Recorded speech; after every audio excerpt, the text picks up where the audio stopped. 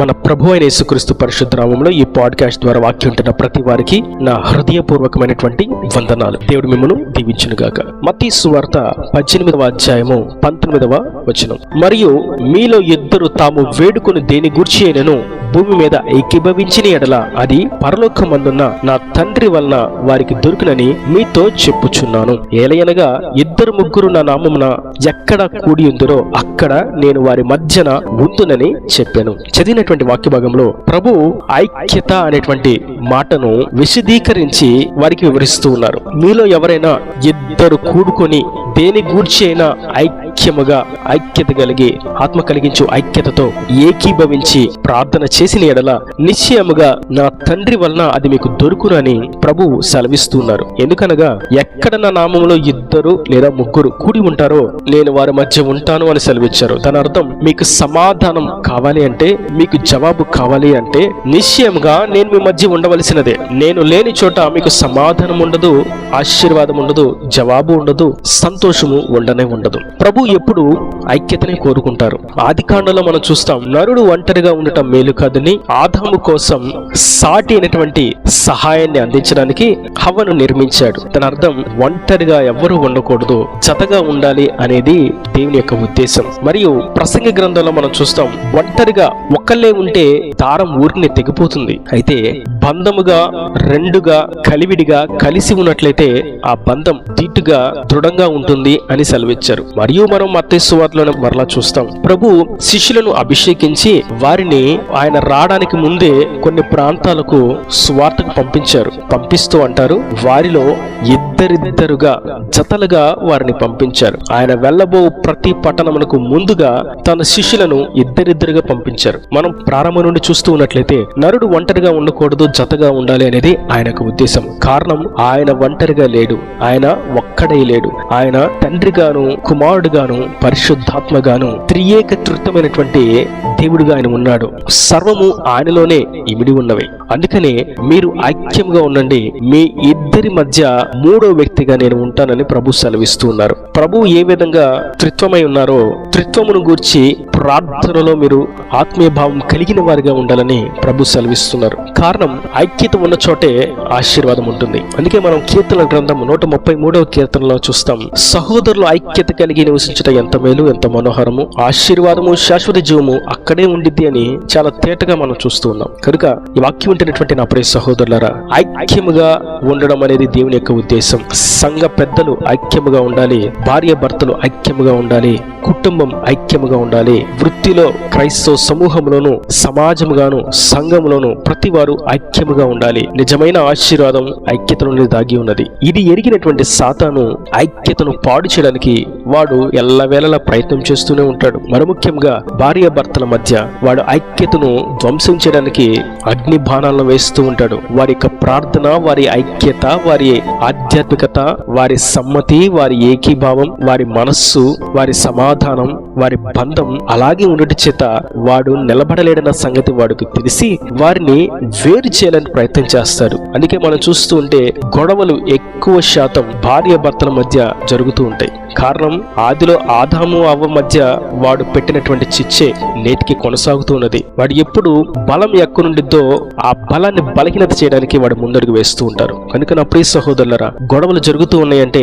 బలం ఉంది అన్న సంగతి వాస్తవం. ఆ బలాన్ని ఛేదించడానికే వాడు బలహీనపరుస్తున్నాడు అన్న సంగతి మరి నిశ్చయం. సంఘ పెద్దలు ఐక్యంగా ఉండటి చేత సంఘం సమాధానంగా ఉంటుంది. వాడికి తెలుసు, సమాధానంగా ఉంటే, ఐక్యంగా ఉంటే పనులన్నీ సక్రమంగా జరుగుతాయని. అందుకే సంఘ పెద్దల మధ్య వాడు చిచ్చు పెడుతూ ఉంటాడు, విడదీయాలని ప్రయత్నం చేస్తూ ఉంటాడు. ఆయన చేసిన పని ఈయనకు నచ్చదు, ఈవిడ చేసిన పని ఆవిడకి నచ్చదు. పాటలు పాడే వాళ్ళ మధ్య నేనే బాగా పాడతానని ఒకళ్ళు, నేనే బాగా పాడతానని మరొకరు. ఇలా ఐక్యతను ధ్వంసం చేస్తూ గర్వానికి పీట వేస్తూ నిత్య నరకాగ్నికి పాత్రులుగా చేయాలని వాడు చెయ్యి పట్టి నడిపిస్తూ ఉంటాడు. అయితే ప్రభు సెలవిస్తున్నారు, మీరు ఐక్యంగా ఉండండి, కలిసి ఉండండి, ఏకీభవించండి.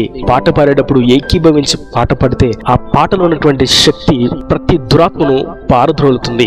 సంఘములో ఉన్న వారందరికీ గొప్ప విడుదలను కలుగు చేస్తుంది. సాతాను క్రియలు తొలగిపోయినట్లుగా చేస్తుంది. కనుక ఏకీభవించి ఐక్యముగా ఏక మనసుతో గలమెత్తి స్వరమెత్తి హృదయంలో నుండి పాట పాడిన ఎడల, స్తుతించిన ఎడల, కీర్తించిన ఎడల దేవుని యొక్క కార్యాలు అక్కడ స్పష్టమవుతూ ఉంటాయి. భార్యాభర్తలు ఇద్దరు కలిసి ఐక్యంగా కూడి ప్రార్థన చేయడం చేత వారి కుటుంబం దినదినము ఆశీర్వాదకరంగా దీవెనకరంగా మార్చబడడం అనేది నగ్న సత్యం. అందుకే కుటుంబంలో ఎవరున్నా, ఇద్దరే ఉన్నా, ముగ్గురే ఉన్నా, నలుగురున్నా, ఆరుగురు ఉన్నా, సంఖ్య ఎంత అయినప్పటికీ కుటుంబ ప్రార్థన అనేది చాలా ప్రాముఖ్యం. కలిసి అందరూ ప్రార్థన చేయడం అనేది ఆ కుటుంబానికి దీవెన. ఐక్యత ఉన్న చోట ప్రభువు నిశ్చయంగా ఉంటారు. ప్రతిరోజు ప్రభువా నా స్తుతుల సింహాసనమును నీకు వేస్తున్నాను అని కుటుంబం అంతా కూడుకొని, ఇదిగో ప్రభువా నేను స్తుతిస్తున్నాను, నేను గణపరుస్తున్నాను అని, ఇదిగో ఇది నా సింహాసనం అని ఆయనకు వేటి చేత ఆయన ఆ స్తుతుల సింహాసనం ముందు ఆసీనుడై ఉంటాడు.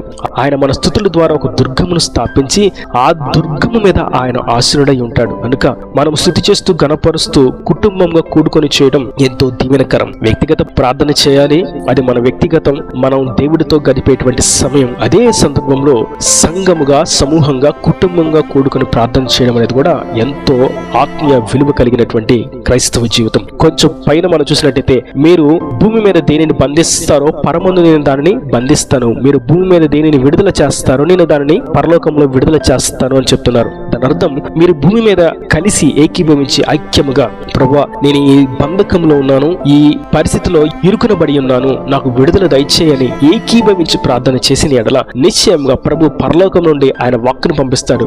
ఇది విడుదల పొందునుగా కానీ ఆయన వాక్కును పంపి విడుదల కలుగు చేస్తారు, అనగా విడిపిస్తారు. బంధించబడినటువంటి పరిస్థితుల నుండి విడుదల కలుగు చేస్తారు.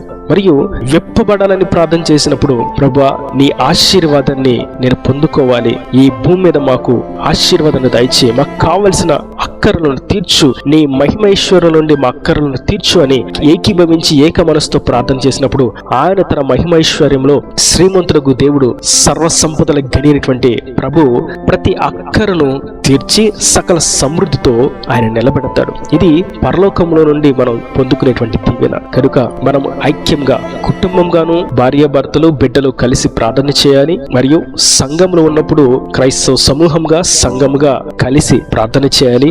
సేవకులుగా ఉన్నప్పుడు కలిసి ప్రార్థన చేయాలి.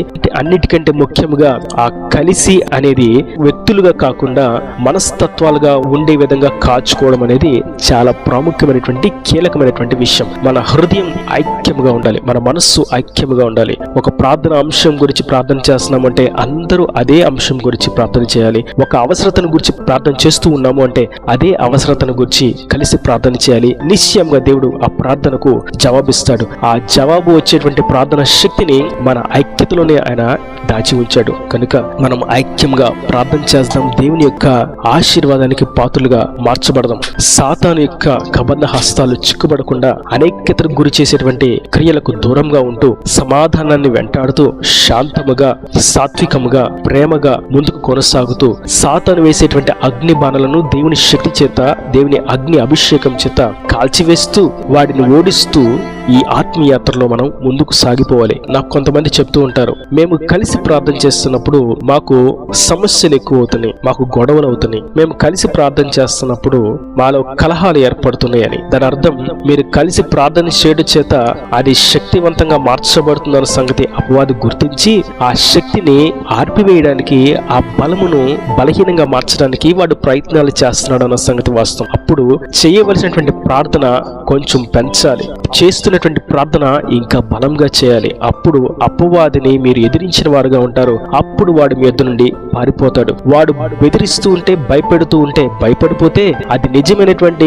శక్తివంతమైనటువంటి క్రైస్తవ్యం కానే కాదు. ప్రభు అంటున్నారు, అపవాదిని మీరు ఎదిరించండి, అప్పుడు వాడు మీ యొద్ద నుండి పారిపోతాడు. చిన్న చిన్న వాటికి ప్రార్థనలో నుండి దూరమైపోవడం, ఐక్యతను కోల్పోవడం, సమాధానాన్ని కోల్పోవడం, దేవుని యొక్క ఉద్దేశాన్ని తెలుసుకోలేకపోవడం, గర్వానికి, అహంకారానికి పెద్దపీట వేస్తూ దేవుని చిత్తాన్ని దానికి వ్యతిరేకంగా అడుగు వేయడం అనేది సాతాను వేసినటువంటి అగ్నిబాణం, వాడు పన్నుతున్నటువంటి పన్నాగం, వాడు వేసినటువంటి ఉచ్చు. దాన్ని గుర్తించిన వారంగా ఐక్యము కలిగి కుటుంబములో, సమాజంలో, సమూహంలో దేవుని చిత్తం ఎరిగిన వారంగా ఏక మనసుతో ప్రార్థన చేసిన ఎడల దేవుని యొక్క వాగ్దానాన్ని, దేవుని యొక్క శక్తిని, దేవుని చేత ఆశీర్వాదాన్ని మనం పొందుకొనగలుగుతాం. అపోస్తలులు కూడా వారి ఏక మనసుతో ఇంచుమించుగా 120 మంది మేడగది మీద ప్రార్థన చేస్తూ ఉంటే, వారు ఐక్యంగా ప్రార్థన చేస్తూ ఉండగా వారి మీదకి పరిశుద్ధాత్మ దిగి వచ్చింది. వారు ఐక్యత కలిగి ఉండుట చేతనే వారు పరిశుద్ధాత్మను పొందుకోగలిగారు. మేబీ నేను అనుకుంటాను ఆ 10 రోజుల వ్యవధి కూడా వారిలో ఏదో మనస్పర్ధలు ఉండొచ్చు, ప్రార్థనలో ఏకీభవించి ఉండకపోవచ్చు, వారిలో అవిశ్వాసం కలిగి ఉండొచ్చు,